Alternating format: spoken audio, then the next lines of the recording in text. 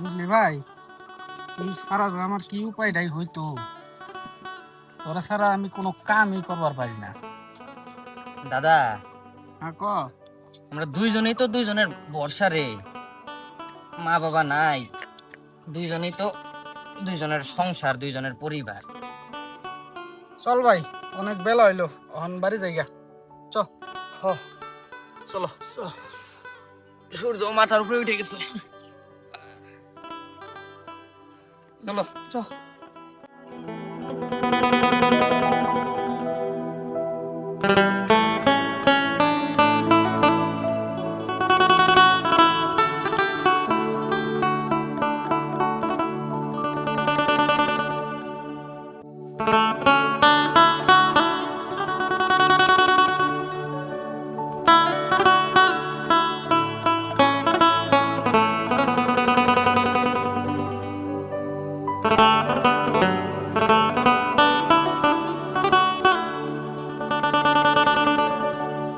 আচ্ছা দাদা, তুমি বাড়ি যাও, আমি আমগো ওই ক্ষেতটা দেখেই গে।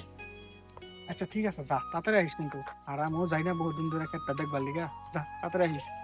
ঠিক আছে, হ্যাঁ। আমি আই গে। হ্যাঁ, যা।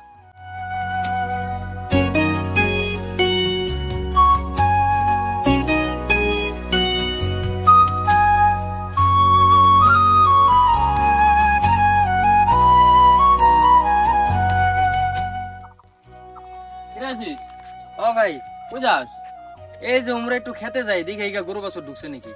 শুনে তোর লগে একটা কথা আছে। ও, কিসে ক? একটা কথা শুনছস কি?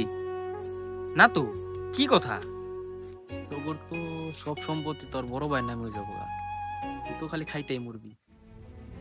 এই আমার বড় ভাই রুম না, কি কথা কষ্ট উল্টা পুল্টা।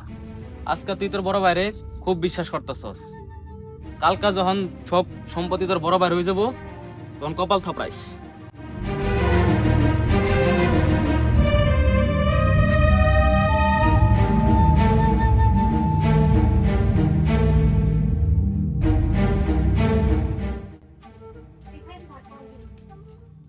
দাদা, আমগো মাটি সম্পত্তি এখন সব ভাগাভাগি করে নিয়ে লাগবে। ভাই, এই কথা তোর মুখে, আমরা কি আলাদা?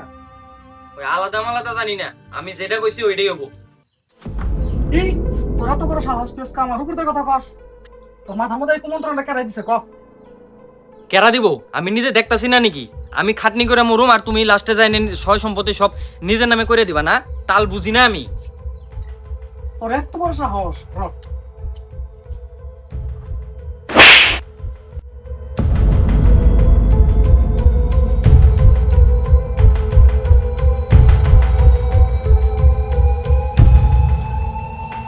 আজকে খাইছি রে আমি।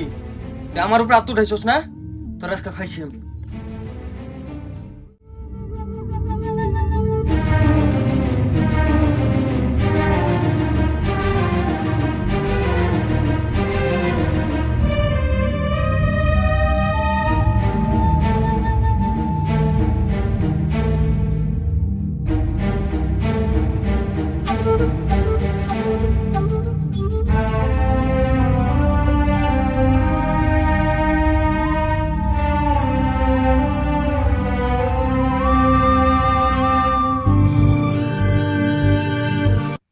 তুই আমার উপরে হাত উঠাইছস না?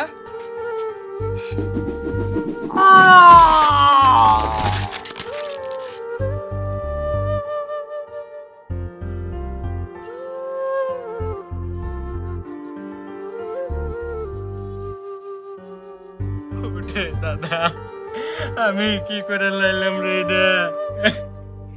উঠ, আমার মাটি সম্পত্তি কিচ্ছু লাগবো না দাদা, তুই উঠ।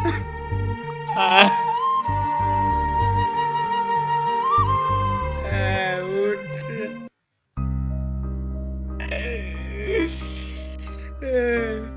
আমি কি ভুল করে লাইলাম রে দাদা আগে?